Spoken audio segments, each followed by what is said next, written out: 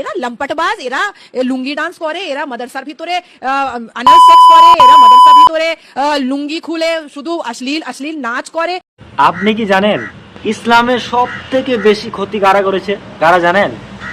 কোনো অমুসলিম নয়, যারা ইসলামের মধ্যে থেকে মুসলিম নামের লোগো লাগিয়ে নিজেকে মুসলিম দাবি করে মুনাফিকি করে। এই ভিডিওতে দেখতে পারলেন যার নাম মুসলিমের নামের লোগো লাগিয়ে সে ইসলামের বিরোধিতা করছে আর মাদ্রাসা সম্পর্কে খারাপ কথা বলছে, যেখানে পবিত্র কোরআন পড়ানো হয়। কোরআনের যে ভাষা, সেই ভাষা পৃথিবীর কোনো জায়গায় কোনো স্থানে শেখানো হয় না। কি ভাষা শেখানো হয় সেখানে? সেখানে শেখানো হয় সূরা মায়েদা 5:32। যদি কেউ কোনো মানুষকে হত্যা করে, হোক সে মুসলিম বা অমুসলিম, সে পুরো মানব জাতিকে হত্যা করলো।